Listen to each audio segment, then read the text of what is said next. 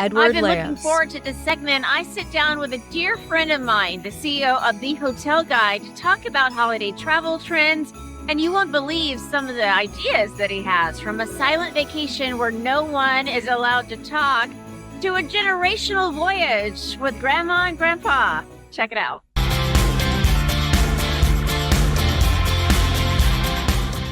Welcome back, everybody. I'm here with one of my absolute favorite people in the world. And not only is he a good friend of mine, he's here to make your life easier when it comes to worldwide travel. Welcome, Edward. Happy to be back. Karen, how are you doing? Absolutely great.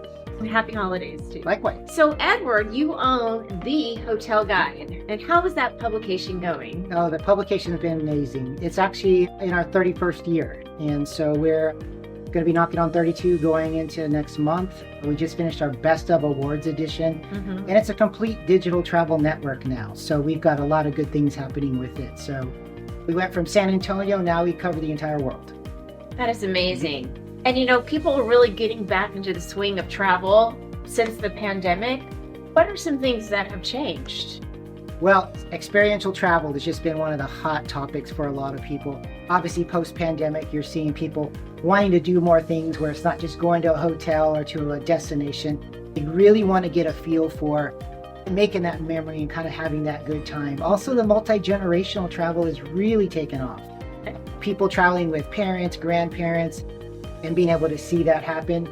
So you're seeing a lot of that happen in travel nowadays, and making those memories is really what matters the most now. I'm sure my mom's watching and she's making a note of that right now. Yeah, she's going to be on your next trip. She's going to be on my next trip.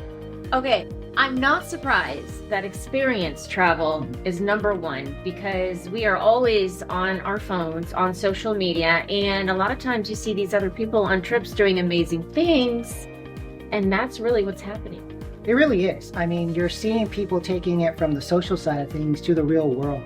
I think when you had the pandemic, people had the restrictions and being kind of in their own world. Now you're seeing, I want to get out there and see the world. And so travel is always going to play an important role in a person's life, whether it's that day trip or whether it's planning that trip across the country or around the world. So it's always going to be there. I feel like we're exposed to so many more experiences, and I think a lot of times your bucket list just keeps growing.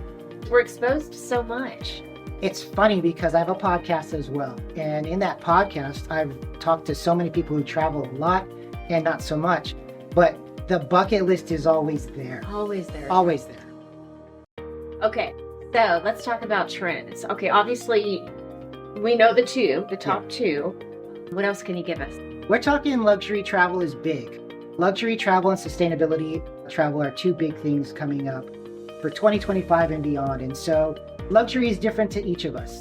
And so people are looking for the right amenities, the right experiences, be able to go to a property or a destination, just really engage with the city and engage where they are. And so any way that people can have their life made easier, Yes. that's kind of what they're looking for. Cool. Sustainability. I never really thought about that when it comes to traveling. Explain a little bit more. Well, you're talking about the recyclables of the products that are used in hotels, what they're utilizing, also utilizing in terms of the bedding, everything that goes on in a property as well. When you're talking about properties and you're talking about wellness in general, wellness is really being a big part of how sustainable travel is a part of it. So you're seeing wellness retreats really just kind of go to the next level. There's actually retreats right now that are just silence-based, where people are paying to go somewhere and just have silence, which for you and I, it's like, I don't know what we would do if we just had silence. Correct. Wait a minute. Okay. Are these travelers just becoming more conscious about the environment? Is that why these are taking off? I think so. I think you're seeing that the younger generation is really looking at experiences and how they can give back. The younger generation is also focused on spending their last dollars on travel and experiences than, putting that 401k or having that nice house or that nice car. They want to go places. They're looking actually, when they're on their trip, they're actually already planning their next trip. Gotcha. Interesting. All right, spoil me a little bit. Let's go back to those high-end luxury trips. Give me some examples. Oh, one of my favorites. I'll just tell you one that hosted us in Miami, the Aquilina Resort and Residence. It is on the beachfront there. We went to Miami for 3 days, and I can only say that I went and stayed at the hotel and never saw anything else about Miami. There was an impeccable property, one of the top-rated properties in the entire nation. It's always nice when you get greeted with a glass of champagne at check-in. So it's really a nice property. So just first class, world class all the way. World class all the way. The spa was incredible. The beach was right there. And just really the biggest thing when you're talking about luxury properties, it's about being taken care of.